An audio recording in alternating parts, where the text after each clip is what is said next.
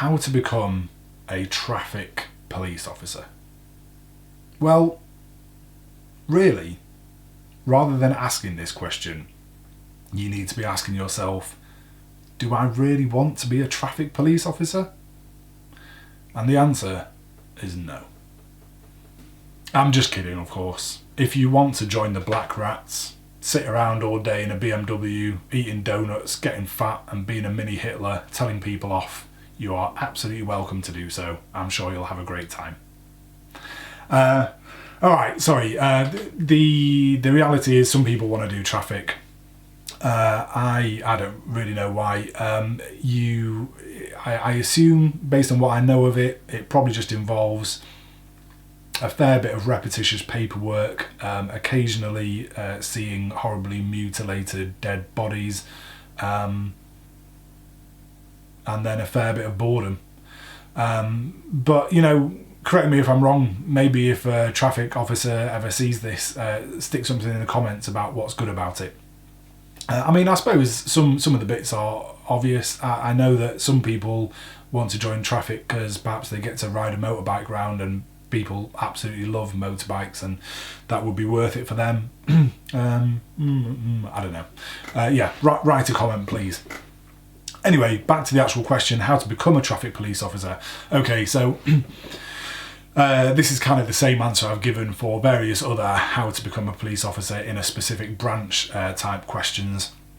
You cannot apply directly to become a traffic police officer. You have to be a regular old police officer first, which means you are going to have to do, generally speaking, at least a couple of years just as a uniformed response team officer whilst you get out of your probationary period.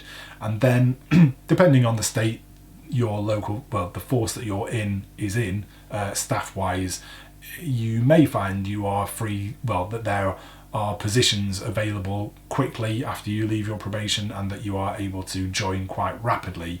But I think probably in some forces at some times you may find that you actually have to wait for years before you can get into just about any other branch, including traffic. The process is simply that when your local traffic division needs someone, they'll put a advert out on the local intranet.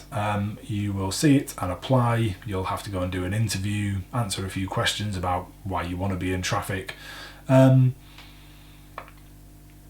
might already have to be at a certain standard of driving qualification.